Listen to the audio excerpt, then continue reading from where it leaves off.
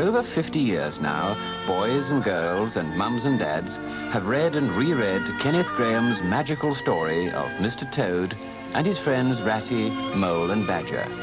4 animals who were sometimes so stupid and sometimes so wise that they were just like human beings. For those who've not yet had the pleasure of their company, and for the thousands who'd like to meet them again, this is the story of The Wind in the Willows.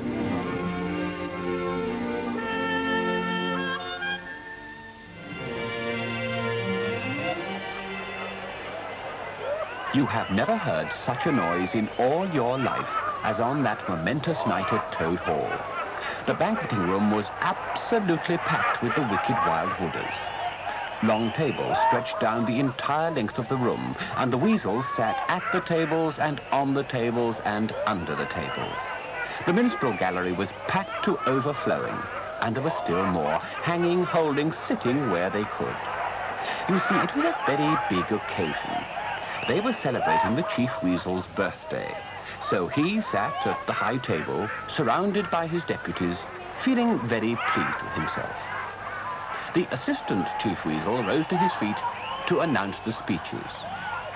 Hello, weasels and wildwooders! Play silence for the Chief Weasel! And as those cheers rang out, Ratty, Mole and Toad waited on the Badger's word. Wildwooders, a word first about our kind host, Mr. Toad. Dear kind Toad. We all know Toad. Hold hard a minute, said Badger. Are we all ready? Right, the hour is come. The Badger flung the door open wide, and oh my, what a squealing and screeching filled the air as the 4 fearless friends went into battle.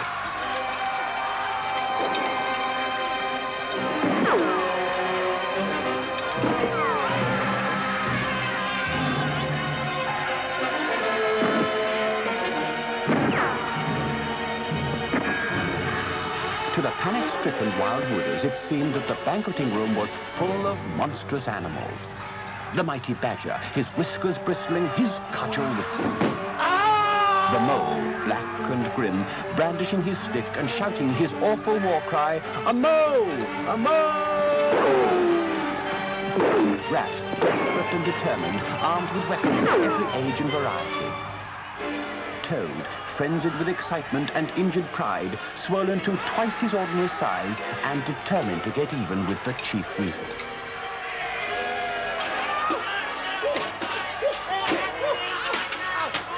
The affair was soon over, and in the utter shambles of the banqueting room, the Badger stood back wiping his brow and surveyed the scene. Upturned tables and chairs, broken crockery, and a dozen or so dazed and battered weasels on whom the Mole was busily engaged in fitting handcuffs. "Mole, old fellow," said the Badger. "Oh, just cut along outside, will you, and look after those stout sentries, though I don't think we'll have much trouble from them tonight."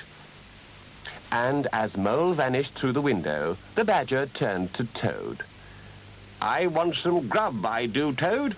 So stir your stumps and look lively.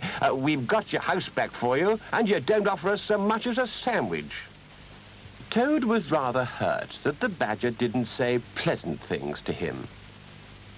Still, he bustled about, as did the Rat, and they laid out on one table some cold chicken and tongue that had hardly been touched, a plateful of lobster salad, and a whole basketful of French rolls with cheese, butter, and celery. Then the Mole clambered back through the window, with a broad grin on his face, his arms full of rifles. "It's all over from what I can make out," he said. "As soon as the stoats heard the yells and shrieks from the hall, that they downed their rifles and fled. So it's all quiet outside. I think I'll join you fellas for supper." The weasel prisoners looked on in awe as the 4 fearsome animals, still armed, did justice to the remains of the banquet. Badger, a mouthful of ham, a chicken leg in each paw, and a pile of lobster salad before him.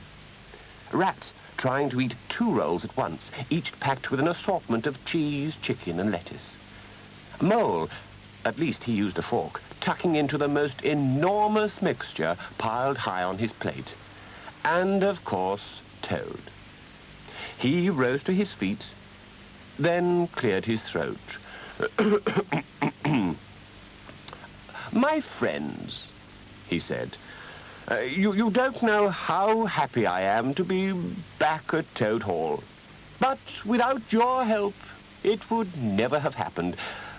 So to you, Badger, Mole, and Ratty, thank you. Thank you indeed."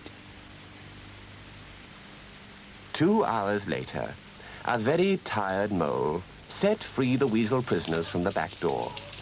They scampered across the garden, amazed that they'd been let off so lightly. Mole locked up the back door and made his way upstairs to bed, where Ratty, Badger, and Toad were already fast asleep and dreaming of the happy days that now lay ahead of them. The following morning, Toad came down to breakfast late as usual. The Mole and the Water Rat were chatting on the lawn, and Badger was sitting in an armchair deep in the morning paper. "I'm afraid there's a heavy morning's work in front of you, Toad," he said, without looking up from his paper. "You see, we really ought to have a banquet at once to celebrate this affair. It's expected of you. So I suggest that straight after breakfast, you write out invitations to all our friends, and we'll have them delivered before luncheon." "What?" cried the Toad. "Me stop indoors and write letters on a jolly morning like this? Oh, yes, well, if you insist, dear Badger, then it shall be done. Now, you go and join our young friends in the garden. I shall sacrifice this fair morning on the altar of duty and friendship." The Badger eyed him very suspiciously, but said nothing as Toad sat at the writing desk and straightway put pen to paper. And from what he wrote, it was obvious that the coming banquet was to be an all-Toad affair.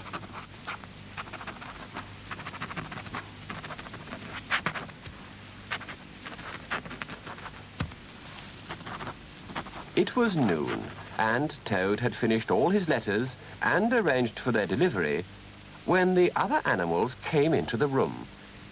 They marched up and stood defiantly before him. The rat spoke first. "Now look here, Toad," he said. "It's about this banquet.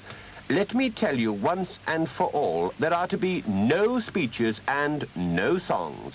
We know what you're up to. We stopped the messenger boy and read your invitations." "Mayn't I sing just one little song?" pleaded Toad piteously. "Not even one," said the Badger firmly. "You know that all your songs and speeches are conceit, boasting, and vanity." "Toad, it's for your own good," said the Mole. "Do you want to be the laughing-stock of the Stoats and Weasels?" Toad left the room with faltering footsteps, his handkerchief pressed to his eyes. "Badger," said the rat, "I feel like a brute." I know," said the Badger, "but it had to be done. It had to be done." My, oh my, what a gathering there was that night at Toad Hall. From near and far came the animals to celebrate Toad's return. And when Toad made his entry down the sweeping staircase, a great cheer rang out from the assembled animals. They gathered round, congratulating him and saying nice things about his courage, his cleverness, and his fighting qualities. But Toad only smiled faintly and murmured, "Oh, not at all." And, "Oh, good heavens, no, it was Badger, Mole, and Rat who bore the brunt of the fighting." It was the same after dinner. From around the great banqueting room came a chorus of cries for Toad to make merry as in the old days. But Toad only shook his head gently and raised one paw in mild protest. But if the other animals were amazed at Toad's modesty, Badger, Ratty and Mole were absolutely astounded. He was indeed an altered Toad. After this great climax, the four animals led their lives in happy contentment. Toad sent presents to the jailer's daughter and the engine driver. He even compensated the barge woman for the loss of her horse, though under severe compulsion from Badger. Sometimes, in the course of long summer evenings, the friends would take a stroll in the wild wood, now successfully tamed as far as they were concerned, and they'd be greeted respectfully by the inhabitants. And the mother weasels would bring their young ones to the door and say, "Look, there goes the great Mr. Toad and the gallant water rat. And that's the famous Mr. Mole, of whom you've so often heard your father speak." And they'd tell them that if they were not good, the terrible Badger would up and get them. Which, of course, was quite untrue. For Badger was really very fond of children, but it never failed to have its full effect. And that is the story of the wind in the willows. But I'm sure you'll all agree that it would be most unkind not to thank all those who made the story possible.